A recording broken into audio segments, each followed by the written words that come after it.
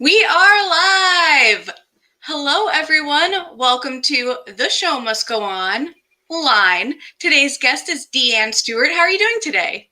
Hi, I'm good. Hi, everyone. Hello. So how has the last few days, few months, quarantine been for you? The last few days have been weird. It's been like a lot going on. Plus, approaching today, the anniversary of the last time that I really performed live in front of people. So yeah, that's been like a little bit of a weird day, of course. Yeah. But yeah, I'm hanging in. I'm here. Great how here. Well, we are so grateful that you're here. And yeah, today being the anniversary really adds that extra oomph and weight and everything of it. So let's start at the very beginning. A very good place to start. I was gonna say, I'm very good there. Let's hear your origin story. What got you into singing and acting and modeling and all that jazz? Um, what got me there? I come from a family that is full of people with various musical talents. My mom was from Brooklyn, so like she grew up in the city and kind of grew up seeing shows on Broadway and just I feel like anyone who grows up in New York City has like this certain sense of art and culture kind of ingrained in them, the importance of it. So yeah, like that. And then my dad's a very talented musician and singer and like choir director and all this stuff. And so I'd say church was like really the first place that I was really exposed to music. That was, music was a big part of my household, but so was church, and that that was a big crossover for me growing up. And then I feel like by the time I was in I'm trying to think. I feel like I did my first show when I was like maybe 9 or something. I think I was in a production of The Wizard of Oz somewhere, like a community theater moment. And then yeah, my high school and middle school was very known for the arts, even though it wasn't like I'm from Rochester, I'm from upstate New York, and there is like a school of the arts in Rochester, but my school in the suburb that I lived in was like very well known for the arts and was known as like the unofficial like arts high school and stuff. And so we had really great teachers and stuff there and had a lot of exposure to the Broadway and the theater community there. And that's really where I started getting into more musical theater kind of thing. And yeah, the rest of that is history. And I know Rochester very well because I'm from Edgemont. Oh, Yeah, Scarsdale area. So right over there. nice. Yeah. So going from there and then all of the things that you've done in between that moment and Jagged Little Pill, what was that journey like? Quite the journey, I'd say.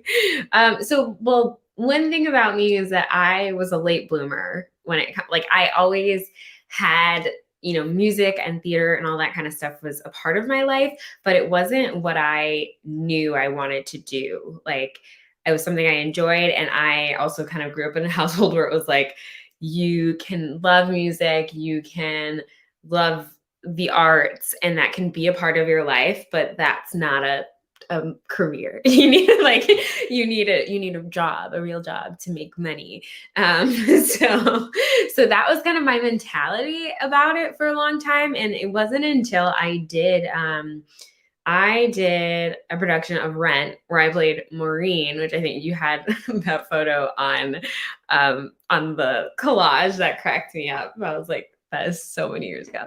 I was a child, but yeah, I played Maureen, and that was my first time like playing a principal character, and that really kind of like changed the game for me. Like I'd always been in the ensemble and everything, and loved that. It was just fun, but that was really the moment going into my senior year of high school where it was like, oh, maybe I am kind of like actually good at this, and like maybe this is something I could do. And I love doing it. So yeah, then from there, then I was like, okay, well, maybe we're going to college for musical theater. Is that what we're doing? Okay, maybe that's what we're doing. And that's what I did. And I went to Ithaca, and then from there went to the city, and I did a show in a festival, a little show in a festival called Warp Speed. It was like this sci-fi parody musical. So funny, so silly, but it was great. And I ended up winning like Best Actress in a Musical in that festival. And I was like, okay, cool. Like, this is all right. And then I did an off-Broadway show, Mighty Real. And then during that whole little period of transitional time of me like getting into the city and getting into really doing things, the catalyst of that honestly was my mom got sick with cancer and passed away. And a couple months before she passed away, I had this moment of like, what am I doing here? Like I was working 2 jobs, I think, maybe honestly even 3 probably at some point. And I wasn't auditioning. I hadn't been on an audition the entire time I think I'd gone on 1 audition since being in New York. And it was like, some crazy Nanak call where there were 500 million people there. Lord knows if I even got seen, like, or I sang 5 seconds. And I was just like, oh yeah, I'm never doing this again. I was like, no. And so I didn't do it for a long time. But then there was this turning point where I was kind of like, why are you here? Maybe you should go home. Maybe you should go home and just like be with my mom and all this stuff. And things were getting worse. And I was like, maybe that's just what I should do. And I'll come back and figure it out later. But then I chose not to do that. I said, either be here to do what you came here to do or leave. And I quit one of my jobs, and I went and I remember going on Playbill for like, and being like, okay, like what can I maybe be in? What auditions are happening? What's coming up? And I got really lucky that I went on a few things, and yeah, that was Warp Speed. And then that was Mighty Real. And then, my mom had passed away, and I was kind of, losing my mind, especially because I had started rehearsal for Warp Speed started the day of my mom's funeral, I think. And I literally went the next day and was like, okay, like, I don't know, she's gone. Like, so, okay, we're moving along. Like, I got this show. Let me go do what I'm supposed to do that I know, like, she wants me to be doing. So yeah. And then I was like, I need to get out of here and like figure some things out. And then I auditioned for a cruise ship. and so then I went and did cruise ships for basically more or less like 3 years. I was like on the ships for like, I feel like 8-9 months, and I'd come back for like 4 months and hang out and then go back. And so that happened 3 times, and it was great. And then I did Beautiful, and then I did Jagged, and some other little, regional things and stuff in between. What a journey. Yeah, it's pretty much the whole thing. Wow. I love asking these questions of your origin story, and then in between what happened then and this big moment, this Broadway debut. But hearing it goes from one to another. And then I'm sorry to hear your mom passed away in the middle of all of this. It must have been very, very tough. But then to use that resilience and say, okay, this is a big moment. I'm not going to throw it away. I'm going to see where I can go. What were all those emotions like? And then having these big moments and you're out at sea. What's a cruise like? What's a cruise like? I like that question. Well, I didn't know either. I had never been on one for like vacation or anything before working on ships. So it was a very new experience for me, but I knew I wanted to at that time, I had like a really big pull to travel. I knew I wanted to travel. I wanted to see more of the world. I wanted to like perform, but I also wanted to, I like making money. It's something I've always enjoyed. Um, and like I got my first job like the week after I turned 15 because I was like, so I want some more of my own money that you can't tell me what to do with. So those were the things I wanted. And I was like, oh, well, that seems to kind of have all the boxes like checked. So, and it worked out really well. I also really luckily I was creating new shows. So it was the ships that I had worked on were brand new ships that were coming out. So they were really technologically advanced and beautiful and had like amazing itineraries. Like I sailed from I wasn't just like Bahamas, which is like great Caribbean. I think I would love that. But I've actually never done a contract in the Caribbean. Fun fact. I did the Mediterranean twice, and then I've done Asia. I've done combinations of the Mediterranean and Asia, and a little bit of like between. I got to do like a really cool global odyssey where we started in the Med and like moved our way through the Middle East and went around to Asia. So cruise ships they're a really interesting place.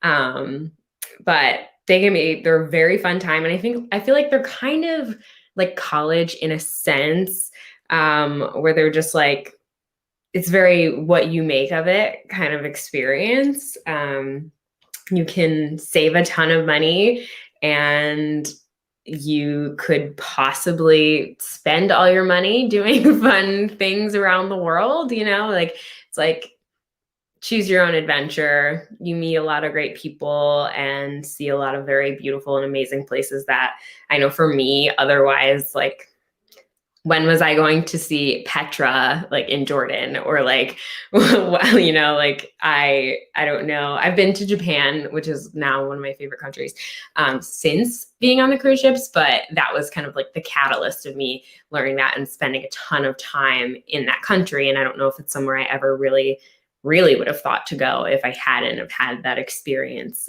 So yeah, they're really cool and you make good money. I'm trying to think, like, is there a way I could do this as a journalist? Like, hey, do you need someone?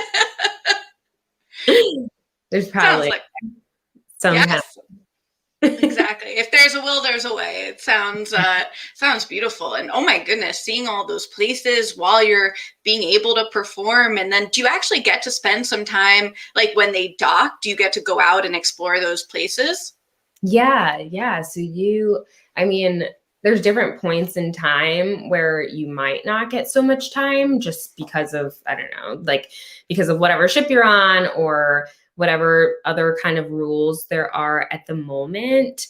But for the most part, yeah, you totally get to explore. Like sometimes ships will do like overnights in places. So you'll literally get to stay. Like I've done multiple overnights in Paris and like a ton of different places where it's just, it's fun. You go get like a cool hotel for the night or, you go out and party or like do something that you normally wouldn't have been able to do with the time restrictions that you sometimes have with docking. It's so fun. And there's also like, sometimes there's ways there'll be like these amazing guest excursions. This is always like one of my favorite things, like amazing guest excursions that, the guests are like paying hundreds of dollars a person or whatever to do, that you can easily sometimes volunteer as someone to help like wrangle. So basically like I remember I can't even remember where we were and what we were doing, but I remember holding like a paddle sign of like the number for like my bus or group or something like that to lead the people from the ship like to the bus. And that was it. And otherwise I got to like experience the excursion for free. Like just wild. Living your best life. Honestly, yeah. Wow, phenomenal.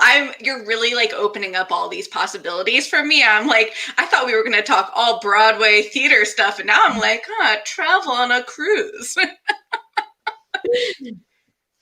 But let's get into the jagged little pill of it all, because it's phenomenal. How did you find out? What was that like? Were you overjoyed? I want to hear it all.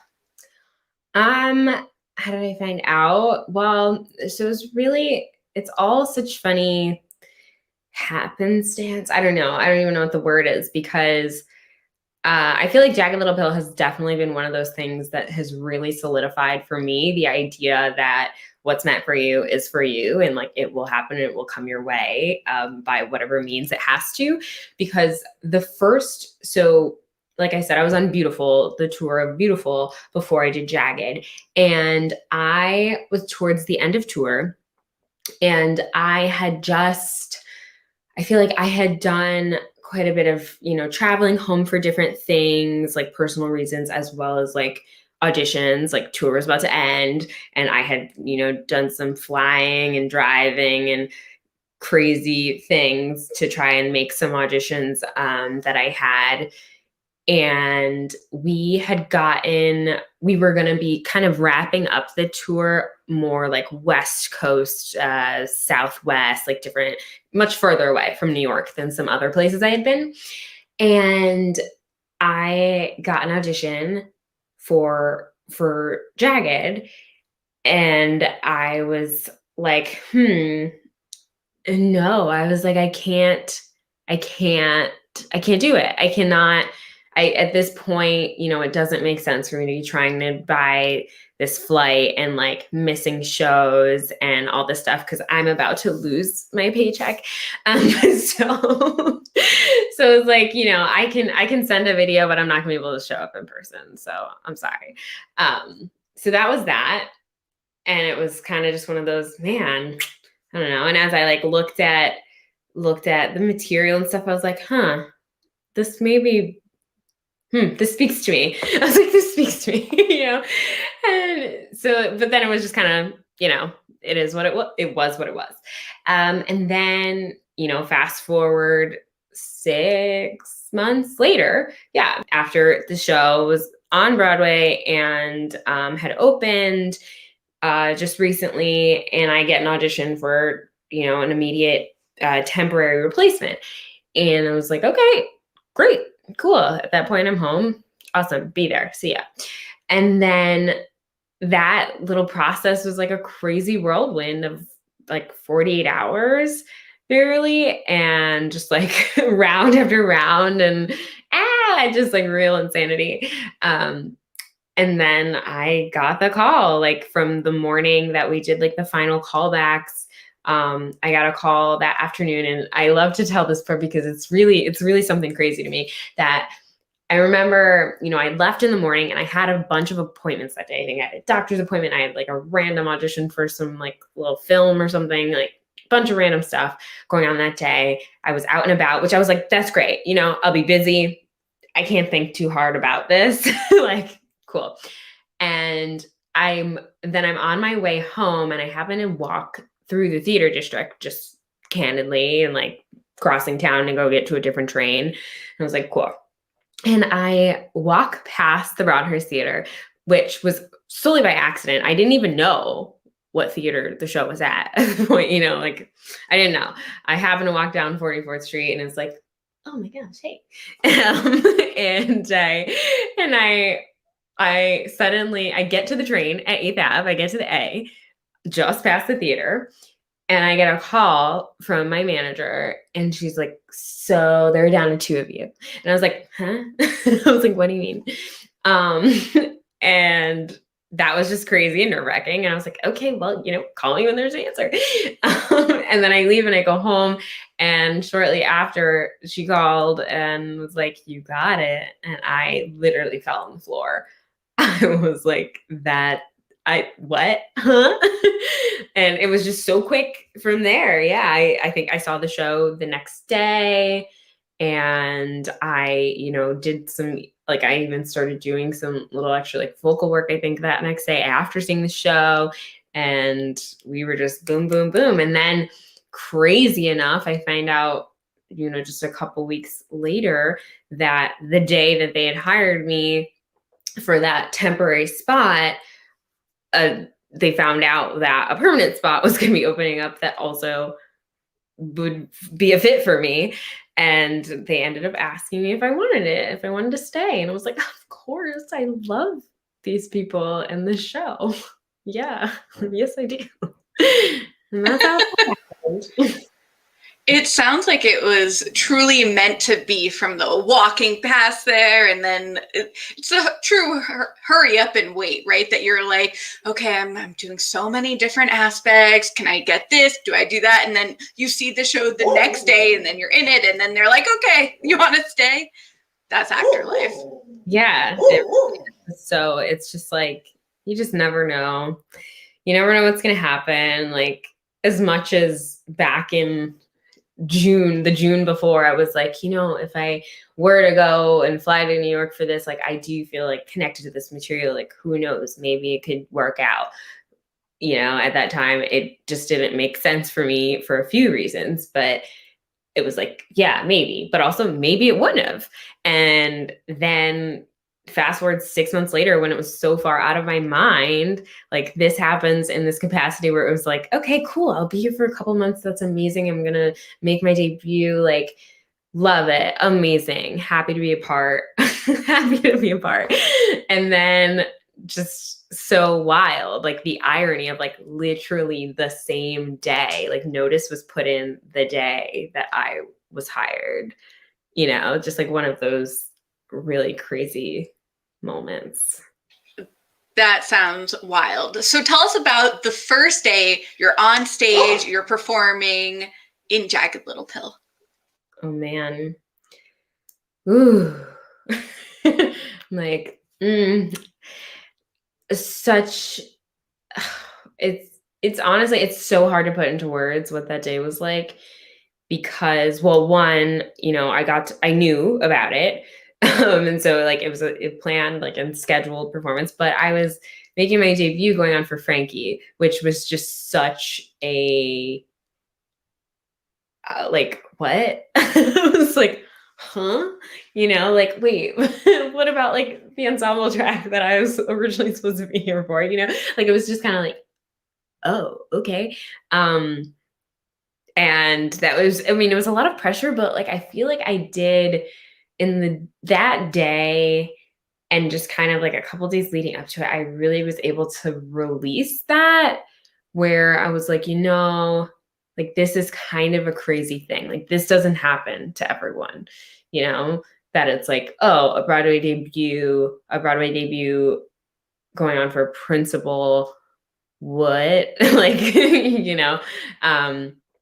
so, and in a show that, like, you just joined, it wasn't like, I had been a part of the show and, like, I'd been, like, the swing or somewhere in the building doing something for, like, months or whatever. Like, no, I had just walked in, like, a couple weeks before. So that was really crazy and so exhilarating.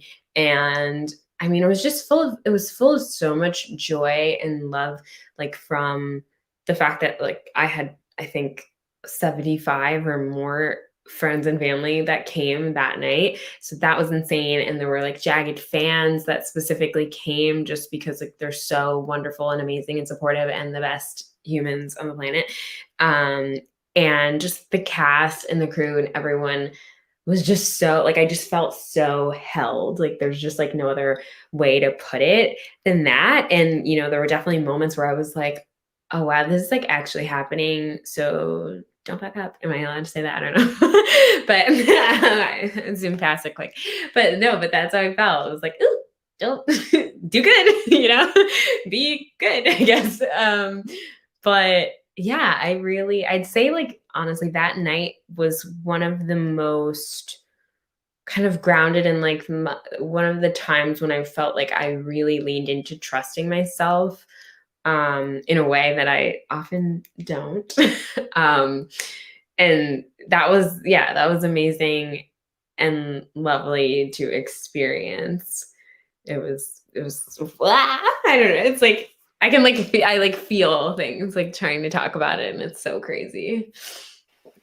I'm feeling these emotions like for you. That sounds like such a rush. Yeah. Truly, though, I mean, I love Jagged Little Pill. I've been fortunate to see it 3 times, I think. It was first preview, somewhere else in the previews, and then after it opened, and just like going through so many journeys. And of course, it's Alanis, it's music. Were you a big Alanis fan growing up? Yeah, I mean, I'm, not quite as young as like the Frankie age. But yeah, so like I remember Alanis, like I remember, especially I have an older brother. And so for me in the earlier 90s, like early to like mid 90s, when I was too young to necessarily be putting on like VH1 or MTV myself, like it was on. Yeah. And I like I remember the hand in my pocket music video. Like I remember, it's like I remember so many moments that centered Alanis and how iconic that album was. Yeah. Do you have a favorite number to perform?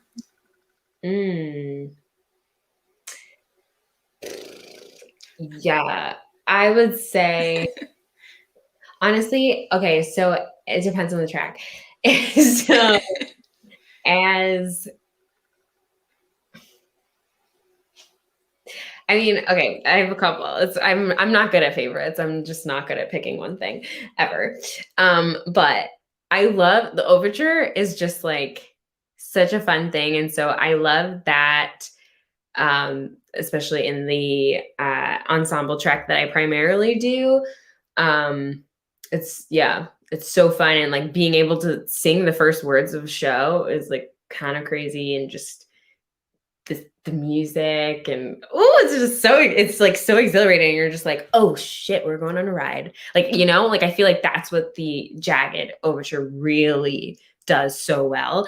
And another, as the ensemble, I love singing the uninvited backups.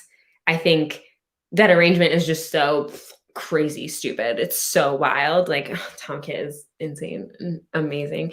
But like, I just feel like that music, even though we're not on stage, it's amazing. It's so fun. As Frankie, I think it's really fun to perform. All I really want is like fun in like a scary fun way. It's like that number if you to me it's the idea of being like on a tight rope, like on top of, walking a bungee cord or whatever. Yeah, like I forget what they call that, but yeah, to me it's like that kind of feeling, but kind of knowing that you're gonna get to the end, like you're gonna make it across the rope, but it's still going to be stressful and scary, like while you're doing it every single time. Yeah, that number is just such a like, and I love doing Head Over Feet. I think is just like, it's such a good song. It's so sweet. I love the intro of it, the quartet moment, and then like the swing set craziness, as wild as it can be. It's kind of fun. I'm happy hearing that some of my favorite moments to see are also some of your favorite ones to perform, because it like the energy going back and forth from the stage and the audience is so electric. And then being in the ensemble, are you there for You Ought to Know? Mm-hmm. Is that just like when you rush forward and everything? Is that just bonkers? Yeah, You Ought to Know is always. I mean, it's like, I guess that one also is just. It just feels like it goes without saying, like, oof, just so. I feel like when you're done with that, you're like, that was exhausting, but also like, yes, I'm glad I got that out. Yeah.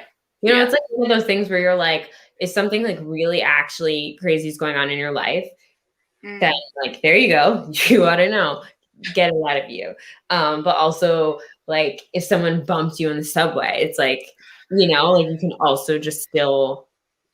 I feel like you can like really shake off like what happened that day for you, and You Ought to Know. It's cathartic. Yeah, you get to do so many different emotions of the day. Like, oh, I'm feeling kind of happy. You get this, the head over feet, and then, oh, if I'm doing a different track and all that. So let's talk, because as we mentioned, this is now a year since the final performance. And as much as you feel comfortable, I heard when you were on Michael Kushner's podcast that you were talking about that you actually were tested positive for COVID. I mean, how scary was that? It was going around Broadway at that time. And then you find out the show is shutting down for the time being. Limbo's very concerned, my dog over here. Oh, sweet. Thank you. Yeah, it was scary. And it was very scary because we just knew so little at that point, like it was truly what the 12th was the day that we were like, oh, can't go to work today. And then I think that was a Thursday. On the following Monday was when I was like, am I okay? I was like, I kind of don't feel good, but like, I'm sure it's fine. It's not COVID. But then I was like, oh wait, so-and-so doesn't feel good, and so-and-so doesn't feel good. Oh, great. Okay, cool. Maybe like, how do we get tested? How do we do that? And then, yeah, I got tested and I was positive along with like a slew of other people that I know, in different shows. And it was scary because I feel like we quickly passed this threshold of people being like, oh, only people who are over 65 or whatever, like only old people like are really gonna also like the way that was being said so candidly, like only old people are gonna die. You're just like, oh, they don't matter. So that's not a big deal also? Come on. Cool. Do you have a grandma? Like, I don't know. But yeah, it went from that to suddenly feeling like all of a sudden hearing, oh, like 30-year-old teacher in Brooklyn died. Oh, like 32-year-old so-and-so, 25-year-old, blah, blah, and it was just like, oh, so you're wrong. And like, am I going to be okay? Like, what do we even do? How do, it was just so much was still being figured out. I mean, so much is still being figured out, but at that point, it was really just such a mind-boggling thing to know how to even address it. Like, what do I do to take care of myself in this situation? Yeah, and so that was a scary time because it was just like, all right, well, like fingers crossed, kind of, or like, oh, weird. I am short of breath from walking around my apartment. Like, do I go to the hospital now? Like, oh no, the hospitals are full. How, like that kind of thing of just navigating it was so stressful. But luckily, I am here, and I, to my knowledge, don't have any insane lasting effects like as other people that I know that do. But also super hard to even tell. It's like, yeah, I am winded from everything, but also I've been sitting on my butt and not really moving much at all for a whole year now. So also just very out of shape. So hoping that's the only issue. And I have asthma. But and so that was another thing though with having COVID was just like, oh, like I have asthma, like trying to be in tune with not letting anything get out of hand as a result of that, because I am in an at-risk group. So yeah, scary times, but we here. I'm so glad you're here. You're okay. It's goodness. I could only imagine you're going from being in the show that's 8 times a week and ensemble swing track that's just like so many things. And Judy over here saying, so glad you aren't a long hauler. Yes. Thank you, Judy. Me too. I mean, it's like I have friends who are here a year later with like regular doctor's visits of them trying to figure out how to, get some things back to normal for their bodies. Yeah. It sucks. Yeah, that is not fun. And to anyone who is going through that, we are here with you. And anyone else, please wear a mask, be safe. This is no joke. It really is happening. Oh, and Judy, today I just saw a photo, just got home from getting my first vaccine dose. Oh, yay, congrats. Big moment, big moment. Yes. Good for that. Mm-hmm. So throughout quarantine and this pandemic, Jagged Little Pill has certainly been one of those shows that has stayed relevant and has been doing so many things between the concert and the Thanksgiving Day parade, and there was the one night only. There were so many different things. What has that been like with being in the JLP family? That's been great. I mean, it's been, for the most part, like well, take it back. It's been really complex, just like everything else. It's been really complex because one, like figuring out how to make performances happen in COVID has, of course, like that leads to restrictions, which means everyone can't be a part of it. So like, and that's obviously disheartening. And so that's like been a struggle.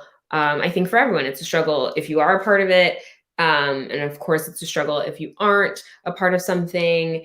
And yeah, so like that's been a bit of a challenge, but also it's been really nice to see the show represented and see the show still supported by so many people, and to see that, it just has that, it leaves us with this feeling that like, whenever we are able to be back, like people will come, that is a nice and comforting feeling. And also it's been lovely in being a part of some of those moments. It's been lovely to see other people, to see castmates and everything.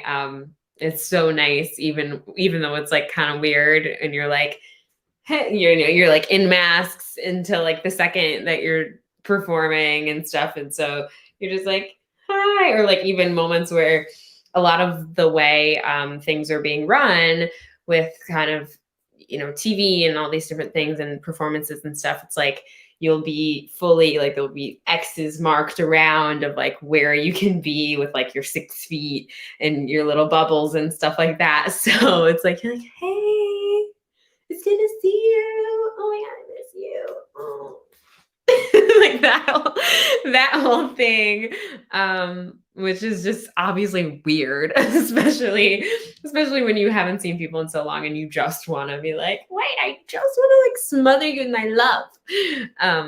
But yeah, but it's been nice to see this show kind of still thriving in a way as much as really possible.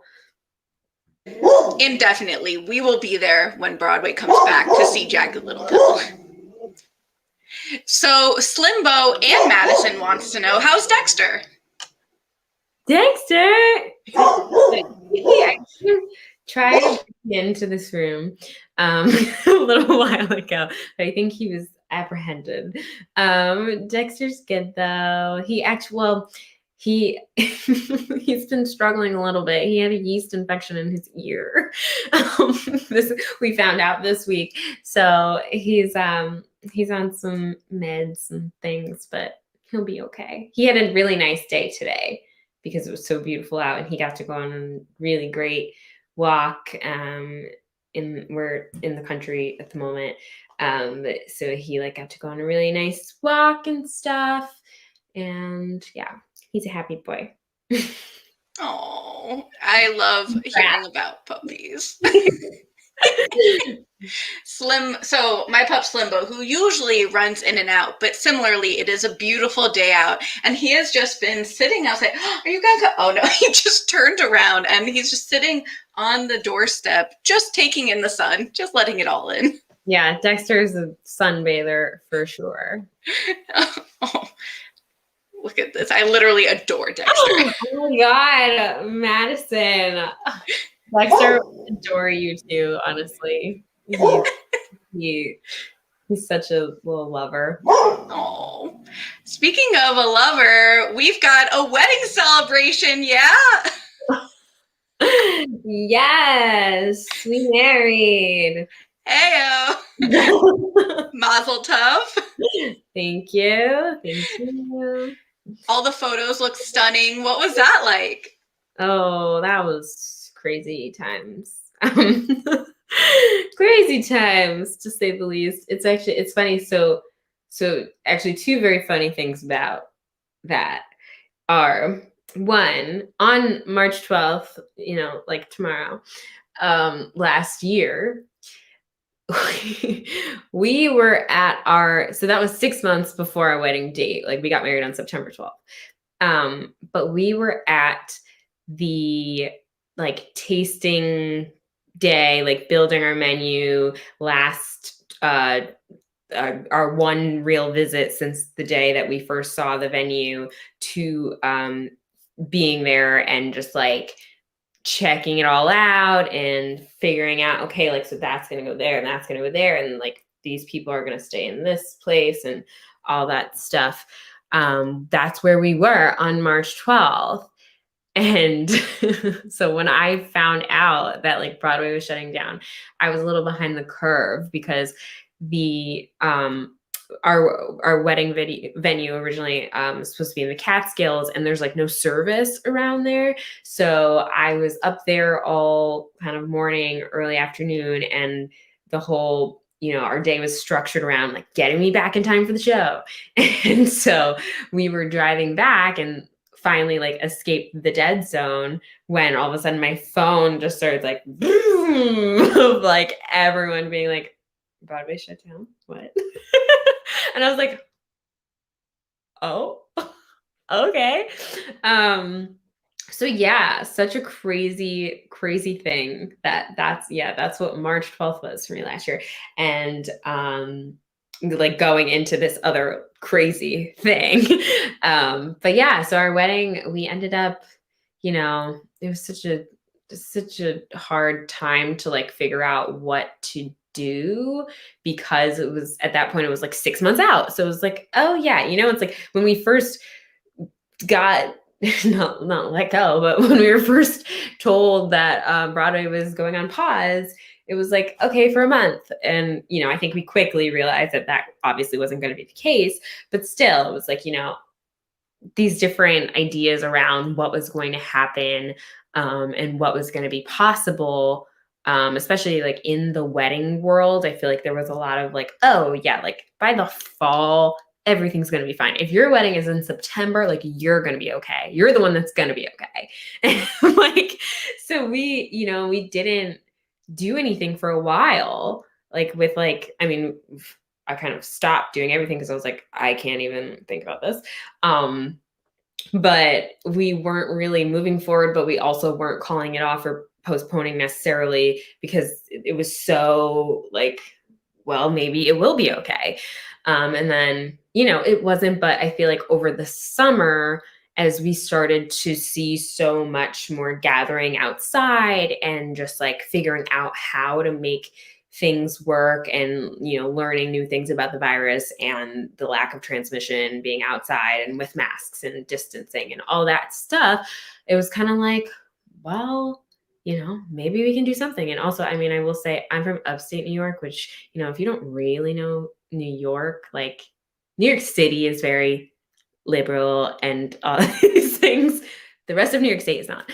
So it's just like very different worlds, kind of, for the most part, not speaking for everyone, but the overall, the majorities.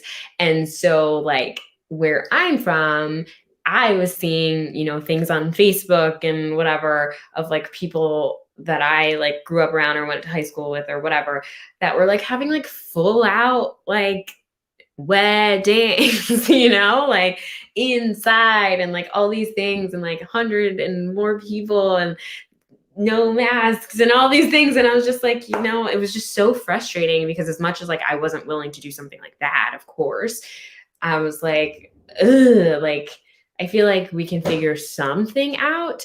And so, yeah, so we ultimately decided to do, a little thing actually at this same house right now, but like on the property here, at a family house, in the country. And yeah, it was just like small and intimate, but I was like, I think we can figure it out and also like make everyone, it's going to be a small thing and, make everyone get tested. And we separated everything in this, everyone was in their little like pods of the two or whatever people that in their household or that they came with and stuff. And yeah, it was very stressful, very, very stressful.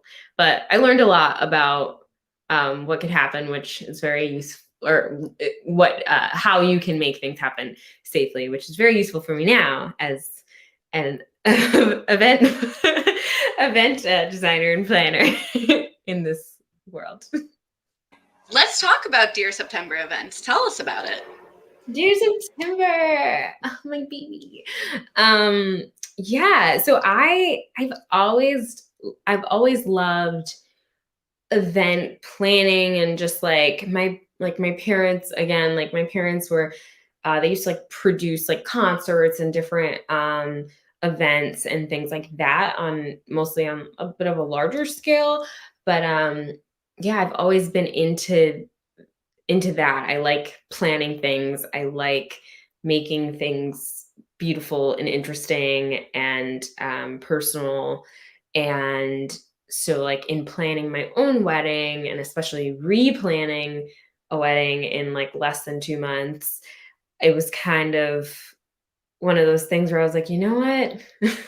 I've always kind of thought about doing this. I remember I worked, actually, when I first moved to New York, I was working for an event planner and curator and stuff for a while, doing some different kinds of events. And I've had other jobs in that industry over the years. And I was just like, I think like this is really something I've always wanted to do, and has just I've never been allotted the time and the freedom to really focus on it until now. So yeah, me and actually one of my best friends, who's also another Broadway actress, we I was like, should we do this? Like, should we do this? Because like it's something we collectively have talked about for a while as like something we both really love to do. And so yeah, it's Dear September events, because I got married in September. And it's just like to me, the main thing about it is like curating an event, especially like an intimate and like detailed event in that way, is just it all ties into storytelling, which is what I love to do in so many different capacities. So it's just, to me, like just an extension of that. And yeah, it's really exciting. New small business. You can follow us at Dear September Events. But yeah, so we do like intimate events, and it's really exciting. We've had some really exciting things going on this week, and we actually have our first, like, since we have been officially launched and stuff, like our first event is on Sunday. We have a little bridal shower on Sunday that we've been putting together. Ooh, that's so fun. I love how you light up talking about it. You can really tell this is a passion project. Yeah, I love it. It's so exciting. Yay. So as the time is winding down, I want to make sure to talk about a nonprofit or charity that you're passionate about. Yeah, well, a nonprofit. So another thing I do, oh my God. Wow, I'm exhausting. Like, another thing I do is I'm the director of programming for a nonprofit, Claim Our Space Now, which also is like a newer thing. So Claim Our Space Now was born and founded in June of last year. In the wake of George Floyd's murder. And our mission is to dismantle white supremacy and save all Black lives. So we focus on the intersectionality of the movement for Black lives, and, just making sure that we include all Black lives in that, and that we're doing different work to promote civic engagement, especially within Black and Brown communities, and yeah, like getting resources to communities and to people that need them most. That is wonderful. I mean, you're doing so much, but it's really going noticed and it's appreciated. And as Judy's saying, and Michael would agree, you are a multi-hyphenate. I am that I am. So let's make sure that we get all of your social media channels and anywhere people can find you, and anything that you came into today wanting to make sure to share with your fans. Yeah, so I am on Instagram mostly. That's mostly where I exist. At DeAnne Stewart, DeAnne, DeAnnestewart. Mostly just because I can never think of like a creative, fun name. If you have an idea, maybe I'll change my handle. I'm always like, username, can it just be my name? But yeah, my AOL like username when I was in middle school, I don't usually tell people this, but here you go, was DWinner522 because my birthday is May 22nd. And my mom used to call me like DD Winner all the time. And I was, honestly, it was just horrible. I don't know how that happened, why it happened, but yeah, so I've left the like nickname naming for myself alone. I love it. I love it. Yeah, I left that with AIM in 1998. No, I don't know when that was. 2002. But yeah, and I'm on Instagram and mostly, and I have a website, deanne-stewart.com. It's being updated soon. I don't know what's happening there. You can see, you can go look at it. But yeah, those are the main places to find me. And of course, like at Dear September events, follow us. We share like some of our stuff as well as like other event design inspo things and some tricks and tips, and we have a blog that's on its way, and yeah, lots of things going on there. And at Claim Our Space Now is where you can find the nonprofit. Phenomenal. Ooh, I love this. So much to follow. Definitely go check it out. As y'all can see here, you can follow me at Bway Sho. That's BWAYSHO, as you see from this wonderful banner made by Chelsea Hill, aka Illustrating Diva. And we have Bway Sho, the podcast that you can check out, and Showtron. So that's all that jazz. I just want to close out by asking, are there any specific moments from Jagged Little Pill, like one memory that maybe sticks out that fans would love to hear? Memory.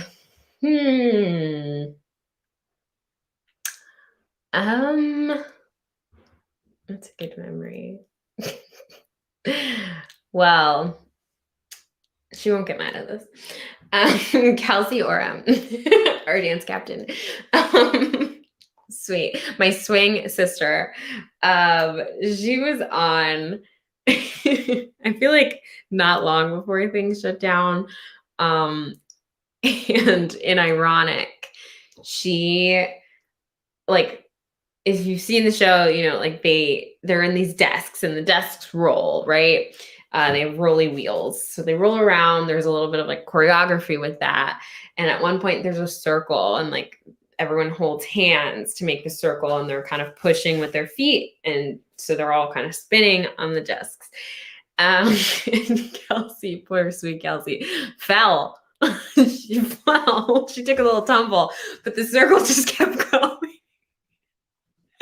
The circle kept going, and yeah, God bless her. She's a true half like Kelsey Orem. But oh, that's phenomenal. Hi, Slimbo. Slimbo wanted to close this out. This was great. Thank you so much. I appreciate you taking the time to share your story with us, to share some of these fabulous stories of Jagged Little Pill and Beautiful and the cruise ship and all the things. So definitely go check out DeAnne on all the things. I thank all of you for watching at home. You're wonderful. So stay safe, wear a mask, and we'll see you at the show. Bye, y'all. yeah, thank you. Bye, everyone.